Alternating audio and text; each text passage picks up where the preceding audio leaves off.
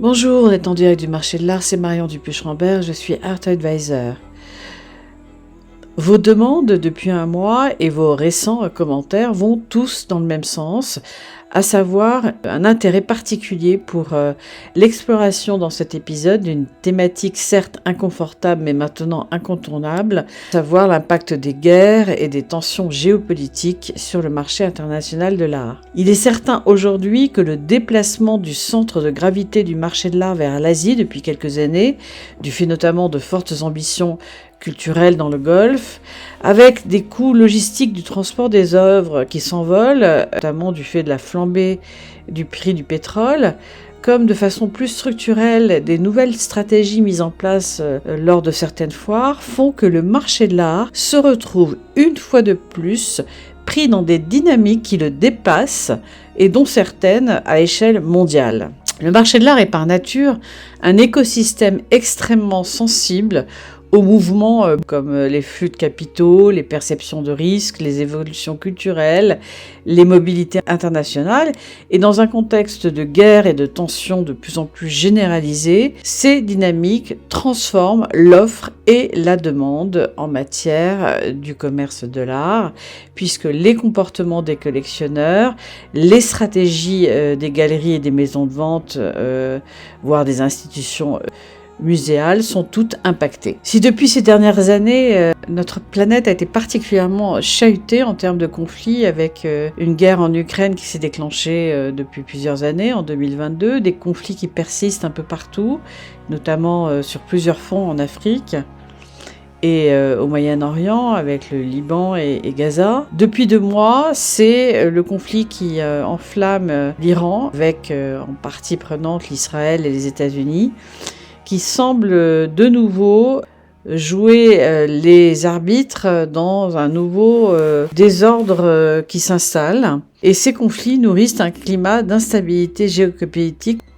Même si leurs causes et leurs dynamiques sont très différentes, ils ont néanmoins tout autant un effet significatif sur l'économie mondiale à terme, avec notamment la perception d'un risque aujourd'hui pour les investisseurs et donc à terme sans doute pour le marché international de l'art. Quand un conflit éclate ou s'intensifie, la première réaction des marchés, financiers comme non financiers, est toujours la même en fait. C'est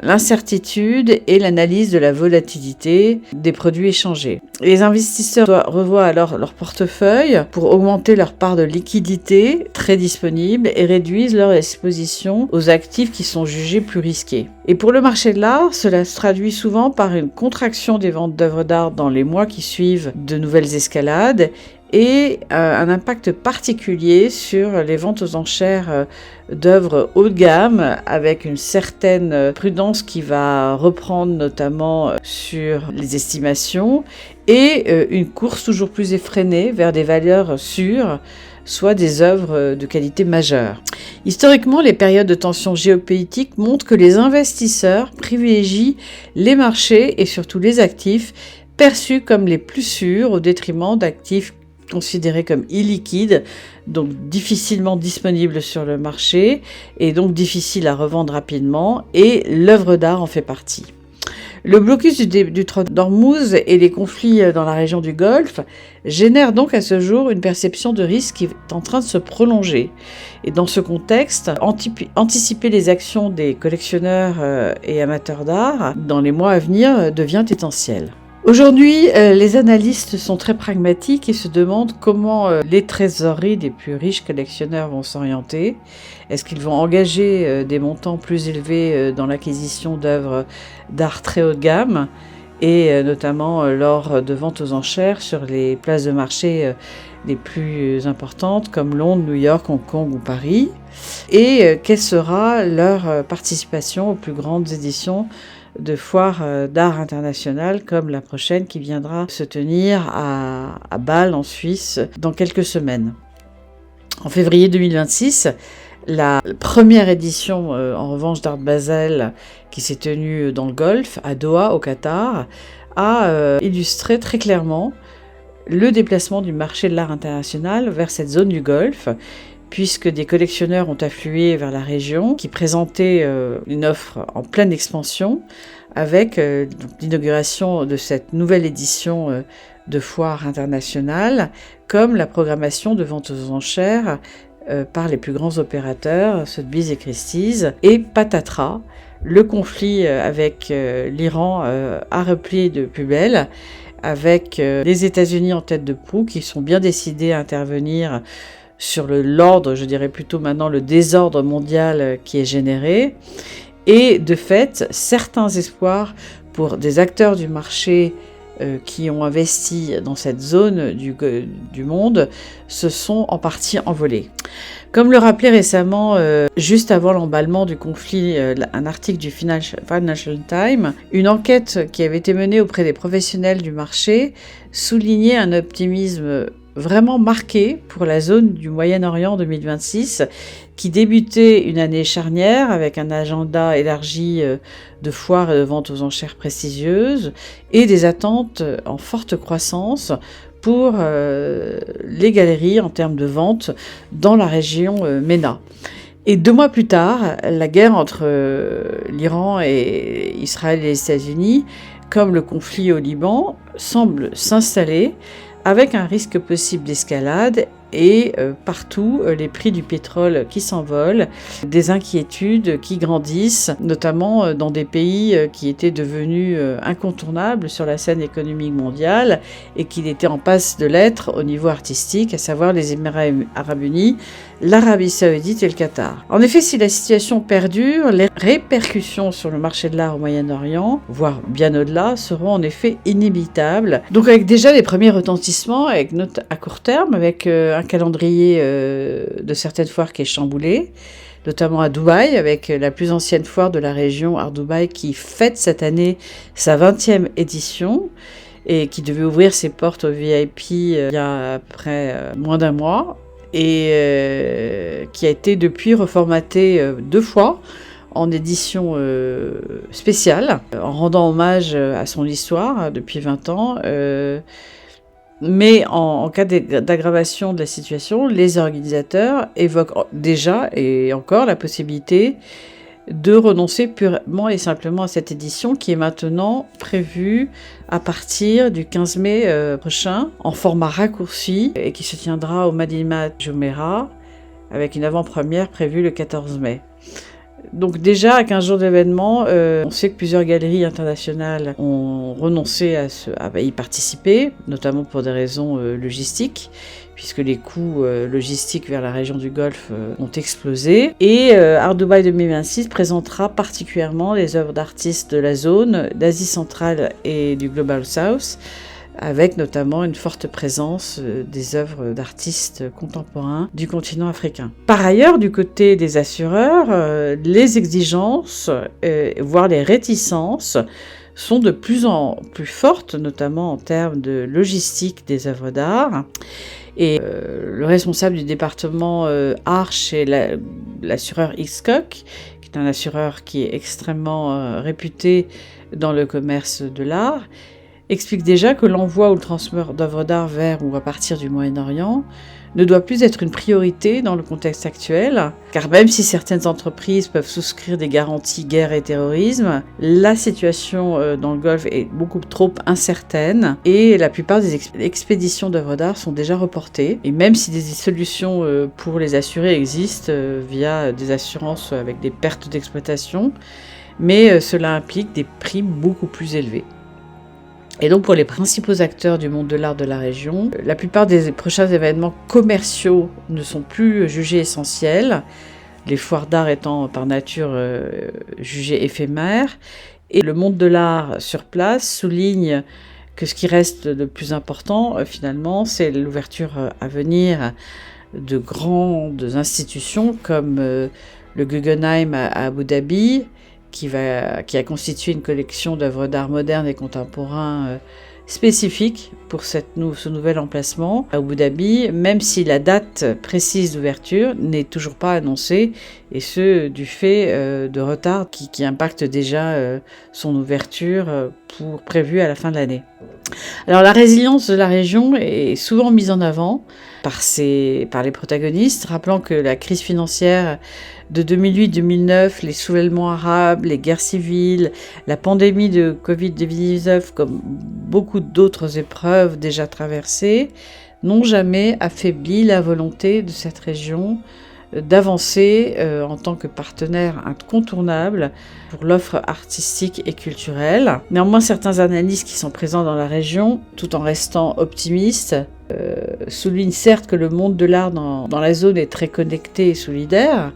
puisque les collectionneurs du Moyen-Orient s'engagent énormément vis-à-vis de leurs artistes et au moment de l'acquisition d'œuvres d'art, même en restant très discrets, et veulent souligner que leur intérêt pour l'acquisition d'œuvres d'art, à ce jour, ne semble pas montrer de signes de recul. Néanmoins, à l'échelle mondiale, les observateurs restent très préoccupés par les effets possibles à long terme d'un conflit qui pourrait s'installer, avec notamment la flambée du prix du transport, qui a déjà des conséquences, et des impacts économiques plus larges et plus globaux qui pourraient venir compromettre la reprise observée depuis plus de 6 mois sur le marché mondial de l'art. En termes d'analyse, ce mois d'avril n'est pas facile tant les signaux plus ou moins faibles s'entrechoquent. Parce qu'on a d'un côté des foires ou des événements comme à la TEFAS Maastricht ou Art Basel à Hong Kong qui se sont très bien passés, n'ont pas du tout été impactés par le conflit en cours. Et de notre côté, déjà des retentissements sur les foires et les événements à venir, notamment à Art Basel et la Biennale de Venise, du fait du transport notamment des œuvres d'art, et des collectionneurs qui vont s'organiser différemment pour suivre le calendrier des foires internationales qui, pour certaines, commencent à être reprogrammées. Alors, le marché de l'art, notamment en Asie, ressent déjà donc les effets de la guerre menée en Iran, avec évidemment la logistique des expéditions qui est fortement perturbée, puisqu'en quelques semaines, les tarifs du fret aérien ont parfois triplé, et les œuvres d'art qui ont été envoyées par la mer, et notamment celles qui reviennent d'Art Basel, Hong Kong, sont toujours en stand-by dans les ports du fait du conflit et de la fermeture du détroit d'Ormuz. Selon le fondateur de la société de transport d'œuvres d'art, Top Space Art Service, l'envolée des coûts s'est directement répercutée sur le transfert des œuvres d'art et surtout pour les grands événements comme la prochaine édition d'Art Basel, en privilégiant le transport par mer parfois, puisque le fret aérien a été retardé du fait du conflit. Et malheureusement, certaines pièces en transit sont restées bloquées ou restent toujours bloquées en mer à ce jour. Alors face à ces tensions et à ces problèmes de transit et de logistique, la voie ferrée, notamment Chine-Europe, a été vraiment privilégiée, puisque le pavillon chinois a transporté pour la prochaine Biennale de Venise ses œuvres d'art par voie ferrée. Mais malheureusement, cette solution ne peut pas absorber un volume considérable d'œuvres d'art acheminées normalement entre l'Europe et l'Asie, qui sont aujourd'hui en transit. Dès qu'un conflit s'installe, les investisseurs commencent à s'inquiéter d'une possible dévaluation monétaire, d'une instabilité financière à échelle mondiale, du retour de l'inflation, de la hausse des dépenses publiques, notamment pour financer un effort militaire, en alimentant alors encore des anticipations d'inflation. Et bien sûr, les valeurs refuges, mais lesquelles, reviennent sur le devant de la scène. On observe alors deux phénomènes à peu près simultanés, avec une partie des investisseurs qui va faire abstraction du conflit et privilégier un marché piloté par la macroéconomie sur le long terme et le résultat des entreprises, et des capitaux qui vont se réfugier vers des valeurs qui sont jugées beaucoup plus sûres, et notamment certaines obligations d'État émises par des pays qui ont une monnaie de réserve stable, et notamment les États-Unis, qui voient leur prix grimper fortement depuis le début du conflit du fait de la demande, et la recherche de rendement à 10 ans qui deviennent alors des investissements clés. Parce qu'une guerre qui s'installe va réallouer indiscutablement les capitaux investis, et toujours vers plus de sécurité, parfois vers la rareté et surtout vers des secteurs soutenus par les États au détriment d'actifs fortement exposés plus géographiquement. Et alors, dans le commerce de l'art, qu'est-ce qui se passe concrètement? Deux choses peuvent se passer, puisque l'investissement en art lors de conflits est évidemment impacté. D'un côté, on va rechercher des œuvres de grands maîtres ou des pièces majeures historiquement, puisqu'elles vont être perçues comme des investissements sur le long terme, relativement sûrs, et ne sont pas des valeurs refuges, dans le sens que le prix de leur revente n'est absolument pas garanti. Mais pour certains collectionneurs avertis, ça reste un placement sur le long terme qui devient très intéressant. Et d'un autre côté, les dépenses dites somptuaires, et notamment celles qui sont faites dans l'art, peuvent être boudées ponctuellement, voire à court et moyen terme, puisque les préoccupations des investisseurs et notamment des collectionneurs sont évidemment ailleurs. Alors le marché de l'art va réagir au conflit armé de manière plus ou moins complexe. À court terme, certainement avec une forme d'incertitude, une volatilité, un ralentissement des transactions de grande valeur parce qu'on ne sait pas trop comment ça va s'orienter l'économie mondiale. Et à moyen terme, des dynamiques d'adaptation qui se mettent en place, avec notamment pour le marché de l'art, des segments qui vont devenir quasiment des investissements refuges, avec les œuvres d'artistes majeurs qui vont être recherchées parce qu'elles ont potentiellement aucune décote possible sur le long terme. Avec le conflit actuel, la situation va soulever des questions assez complexes du fait des zones et de la région dans laquelle se déroule le conflit, même s'il existe des schémas récurrents qu'on observe déjà lors de grands conflits au XXe siècle puis au XXIe siècle, à savoir la recherche de sécurité, la réallocation de capitaux, une hiérarchie nouvelle dans les valeurs refuges privilégiées par les investisseurs. Avec les tensions militaires qui autour de la région du Golfe qui persistent et s'élargissent au Moyen-Orient, il y aura aussi une autre réalité qui va se jouer et qu'on a parfois pas rappelé, car très loin des conférences diplomatiques, ce sont celles des artistes des régions concernées qui doivent continuer à créer dans des studios improvisés, des appartements très précaires, transformés en ateliers, ou bien alors en exil à des milliers de kilomètres de leur pays, et surtout parce que la création, à ce moment-là, des conflits devient un moyen de survivre pour les artistes en rappelant l'histoire, parfois insoutenable, de leur pays, qui est en train de s'écrire, pour être témoins à leur façon de leur époque. Alors, pour de nombreux artistes des régions en conflit, l'art va bien au-delà d'une pratique esthétique, mais témoigne surtout d'une forme de résilience. Puisque l'art, à ce moment-là, change de rôle. Il cesse d'être seulement un objet ou une valeur esthétique et il devient un outil, pas de propagande, mais de compréhension à destination de l'interprétation ou de la communication de la réalité qui s'écrit sous leurs yeux. Et depuis quelques semaines, l'art contemporain de nombre des pays du Moyen-Orient s'impose comme des témoignages sur des paysages urbains qui sont complètement déchiquetés et transformés par la guerre. On revient vers l'usage d'archives, d'images et d'objets retrouvés sur les terrains de guerre, avec les ruines, les bâtiments abandonnés, des paysages transformés définitivement pour certains, et qui deviennent des motifs récurrents de traitement par les artistes.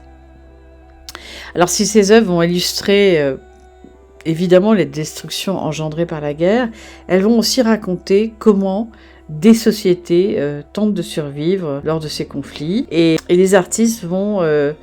aussi être à protéger dans cette période-là extrêmement intense, surtout quand ils sont des témoins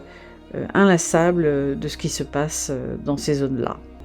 Si l'on revient sur les impacts économiques et commerciaux dans la région du Golfe, Il faut rappeler que le conflit a généré énormément d'instabilité dans certaines villes qui avaient émergé comme des plateformes culturelles majeures, notamment à Doha, au Qatar, à Abu Dhabi et à Dubaï, aux Émirats arabes unis, qui sont des véritables hubs artistiques pour le marché de l'art, avec la présence dans ces pays de galeries internationales, de plus en plus de collectionneurs, et surtout la tenue de foires très importantes qui attire des artistes et des collectionneurs du monde entier. Et l'escalade actuelle du conflit est en train peut-être d'assombrir l'avenir de ces zones-là, si le conflit venait à perdurer, notamment du fait du perturbation certaine du transport aérien et maritime, de la fermeture et la restriction de l'espace aérien évidemment stratégique, et surtout d'attaques possibles qui viendraient toucher les infrastructures nouvelles, clés, qui accueillent les œuvres d'art,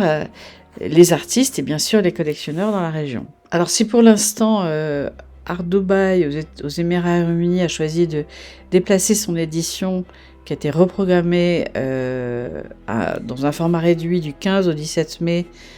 au Madinat Jumeirah à Dubaï, certains organisateurs se montrent confiants, tout en reconnaissant qu'il y a vraiment une période d'incertitude si le conflit venait à redémarrer dans la région après la trêve en cours. Et côté galerie, la prudence a dominé depuis plusieurs semaines, avec des galeries majeures qui ont choisi de ne pas participer, ou alors de participer à distance, du fait des flux aériens qui ont été très perturbés et du transit, et puis de certains collectionneurs qui ne souhaitent pas bien sûr se déplacer dans des zones en conflit, et aussi évidemment du fait des nouvelles contraintes d'assurance et de transport, avec des retards et des hausses de tarifs. Alors, l'évolution de la situation dans la région va être déterminante pour des acteurs clés du marché de l'art qui ont massivement investi dans la région, comme Sotheby's, Christie's, les foires de Frieze et les foires Art Basel, mais aussi les grandes marques de luxe. Puisque déjà, les marchés boursiers mondiaux sont impactés par le conflit, et on pense que l'impact du conflit pour le marché du luxe qui est sensiblement connecté au marché de l'art, s'il peut être différé, il est déjà perçu, puisque le groupe LVMH, détenu par le très grand collectionneur Bernard Arnault, a déjà annoncé au premier trimestre une baisse de 6% sur un an en glissement annuel de son chiffre d'affaires, avec un recul de 2% pour les dernières semaines pour la division mode et maroquinerie, et son concurrent direct, Kering, groupe de François Pinault, autre très grand collectionneur, qui est propriétaire de Christie's notamment, a quant à lui déjà enregistré une baisse de 11% de son chiffre d'affaires lors du dernier trimestre, et a mis en place une cellule de crise pour le Moyen-Orient pour prendre toutes les mesures nécessaires pour s'adapter à la situation dans cette zone-là. Par ailleurs, les analyses de Bernstein estiment que les ventes des produits de luxe dans le Golfe ont chuté, sans doute de près de 50% cette année, et même si on ne parle pas vraiment du commerce de l'art, qui n'est pas explicitement mentionné en tant que tel, comme son marché est historiquement corrélé à celui du luxe, on s'attend aussi à certainement une baisse au moins semestrielle à venir. Parce que la guerre en Iran, comme je le rappelle, a fait exploser les coûts de transport et d'assurance des œuvres d'art qui transitent par la région, avec une augmentation jusqu'à 300% du coût du fret aérien international pour certaines œuvres. Dans un avenir très proche, avec la prochaine biennale d'art contemporain, dans les prochains jours à Venise, le long du Grand Canal, au Giardini et à l'Arsenal, très joliment intitulé In Minor Keys, en tonalité mineure, en référence à la vision portée par la très regrettée commissaire Koyo Kuo, première commissaire d'origine africaine, malheureusement décédée en 2025, et dont l'équipe de commissaires qu'elle avait composée prend la relève. Alors cette année, de nombreux pays venant de l'Est ont privilégié la voie ferrée pour acheminer leurs œuvres d'art jusqu'au Giardini, compte tenu des risques liés au fret maritime et fret aérien. À noter que l'Indonésie va faire son grand comeback et aussi le retour de la Russie, qui avait retiré sa candidature dès 2002 au début de la guerre en Ukraine. À ce sujet, la Biennale a tenu à rappeler, au vu de nombreux conflits qui ont lieu sur notre planète aujourd'hui, qu'elle ne bannit aucun pays en guerre, puisque ce n'est pas elle qui décide généralement de la participation nationale, ce qui n'empêche pas, comme lors de chaque édition, de laisser une grande place aux controverses, notamment en lien avec les pays en conflit. Et pour l'illustrer déjà, pour l'édition des prochains jours, pendant plusieurs mois, l'Afrique du Sud, qui n'aura pas de pavillon cette année, après l'annulation de l'exposition de Gabriel Goliath en raison d'une œuvre qui évoquait un poète palestinien tué à Gaza. Et par ailleurs, parmi les nouveaux venus cette année, on va faire toujours une plus grande place au Global South avec le Salvador, l'Équateur et le Maroc. Et d'ailleurs, pour la France, c'est l'artiste Ito Barada, qui est une artiste franco-marocaine, née à Paris en 71, qui a grandi à Tanger, qui va représenter notre pays. Et puis, après le démarrage de Venise, va se tenir au mois de juin, et là ce sera vraiment un signal faible à examiner pour le marché, la prochaine édition d'Art Basel à Bâle en Suisse, qui est la plus grosse édition de l'année, pour cette très grande foire du marché de l'art international pour les œuvres des artistes du XXe et XXIe siècle, où chaque année, experts et collectionneurs se retrouvent pour littéralement faire ou défaire le marché. Alors, les derniers communiqués d'Art Basel se veulent très rassurants, en donnant une tendance assez intéressante, puisqu'ils viennent d'annoncer une nouvelle initiative qui s'appelle Basel Exclusive, qui va viser à lutter contre le phénomène des galeries qui vendent leurs œuvres grâce aux previews envoyés par PDF aux collectionneurs ou aux professionnels, avant même que la foire n'ouvre ses portes. Et parfois même avant qu'elle n'arrive physiquement sur place, avec pour objectif recentrer l'expérience du collectionneur sur la rencontre in real life de l'œuvre d'art, afin de recréer un moment de découverte et d'immédiateté à partager. Et alors concrètement, ça va s'illustrer par une liste de galeries, puisque ce sont 70 galeries du secteur principal,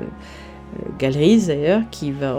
s'engagent à le faire, et donc à ne pas inclure certaines œuvres majeures dans leur preview ou en live viewing rooms, et à les destiner au premier jour de la foire, puisque ces œuvres seront dévoilées uniquement lors des événements VIP First Choice à partir du 16 juin jusqu'au 18 juin, avant l'ouverture au public. Le directeur artistique et international des foires d'Art Basel, Vincenzo De Bellis, explique que l'idée est vraiment venue de la discussion avec les galeries qui constataient que le marché évoluait et surtout que les œuvres étaient souvent prévendues avant même l'ouverture, ce qui faisait grincer les dents de certains collectionneurs en créant de grandes frustrations et surtout qui faisait en fait que de plus en plus, ils ne se déplaçaient plus lors des inaugurations. D'ailleurs, les rapports produits par Art Basel et IBS, notamment le dernier rapport paru en mars 2026, le Global Art Market Report, mais aussi l'enquête mondiale sur les collections, démontrent que la préférence des plus jeunes collectionneurs pour les acquisitions d'art sont la rencontre sur place avec les œuvres d'art, et qu'on assiste à une stabilisation et non pas une augmentation des ventes d'art en ligne, en tout cas pour ce segment-là du marché, avec un poids des foires qui représentent maintenant environ 35% pour l'ensemble des ventes des œuvres d'art. Et c'est vrai qu'on constate que depuis la pandémie, on observe un réel besoin, désir d'expérience physique, de rencontre avec l'œuvre d'art. Et donc, tout naturellement, Basel Exclusive, qui va être une première, lors de la prochaine édition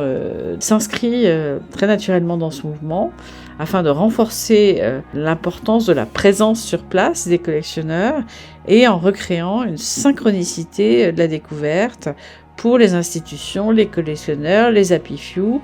qui vont être ensemble en temps réel les premiers regardeurs des œuvres qui ne seront plus dévoilées par le biais des écrans.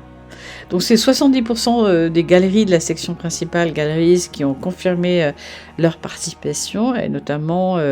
les plus grandes galeries comme Hauser & Wirth, Pace Gallery, Gagosian, David Zwirner, Sadie Coles, Lévi Gorvy Dayan, ce qui est un signal fort pour le marché de l'art, notamment au moment des conflits à portée mondiale et des déplacements qui font de plus en plus rares et qui engage les collectionneurs à venir sur place malgré les contraintes de transport et logistique pour les œuvres, les risques géopolitiques et puis une incertitude plus globale. Face à ce contexte nouveau qui n'était pas pressenti au début de l'année, les analystes, en tout cas une partie d'eux, cherchent déjà des réponses pour traverser cette période-là et se tournent évidemment vers l'innovation et notamment l'IA, avec certes prudence, surtout depuis l'éclatement de la bulle NFT il y a 3 ans, mais l'intelligence artificielle ouvre d'autres perspectives avec des nouveaux outils, alors non pas pour générer un marché spéculatif parallèle, mais surtout pour participer au développement de la découverte des œuvres d'art dans un secteur où la confiance et la relation humaine restent de toute manière centrales, avec la création de nouvelles solutions pour explorer de façon globale les tendances du marché, mais l'offre du marché en termes de sourcing d'œuvres. Et ça, en cela, l'intelligence artificielle est en train de proposer des solutions nouvelles, très intéressantes. Alors, ce qui est encore à un stade expérimental, pourrait venir à terme concurrencer des modèles de sourcing plus traditionnels, qui est basé plus sur l'expertise humaine, le réseau, notamment, proposant des outils de connaissances partagées, de plus en plus accessibles pour les petites structures, comme pour des acteurs indépendants et notamment des amateurs d'art. Car même si l'accessibilité du marché de l'art s'est élargie, le marché de l'art reste néanmoins un marché, pour la plupart des collectionneurs, d'initiés, intelligence artificielle ou pas. Et l'intelligence artificielle est de plus en plus utilisée, soit pour la découverte d'œuvres ou de recommandations personnalisées, soit pour le ciblage d'acteurs spécifiques. Et à terme, il va se jouer en fait une réelle compétition entre les artistes, les galeries et voire les maisons de vente pour optimiser leur contenu en ligne afin de rendre leurs œuvres plus visibles et surtout mieux référencées pour être repérées par les moteurs et les chatbots d'intelligence artificielle qui sont devenus des outils de sourcing de plus en plus incontournables pour le marché d'art. Néanmoins, malgré la technologisation du marché, personnellement, je reste convaincue, et heureusement, qu'il n'existe pas chez les collectionneurs et amateurs d'art, notamment contemporains, de réelles habitudes d'achat qui pourraient être totalement pilotées ou déterminées par des algorithmes. Et heureusement d'ailleurs, plus globalement, si les guerres et les conflits ont à terme un impact réel sur le marché international de l'art et notamment de la consommation de l'art, heureusement, beaucoup de collectionneurs et d'amateurs d'art se laissent encore surprendre et surtout lors de leur rencontre en face à face avec des œuvres inattendues, avec des artistes qui sont en dehors des clous et surtout des propositions nouvelles, déroutantes, décalées et surtout témoins de leur époque. Alors c'est peut-être la part irréductible du marché de l'art qui explique sa résilience, qui se renouvelle de conflit en conflit, de problématique en problématique, et qui, au-delà des guerres, des logiques financières et peut-être même des mécaniques de valeur refuge, permet de conserver comme motivation des collectionneurs, indépendamment des outils d'intelligence artificielle, la découverte in real life avec le premier choc esthétique, visuel, et puis une rencontre plus ou moins provoquée, toujours imprévisible, entre une œuvre et une attente, voire un désir de la part de son regardeur et à terme de son collectionneur. Voilà, c'est en direct du marché de l'art, épisode 4 de la saison 7,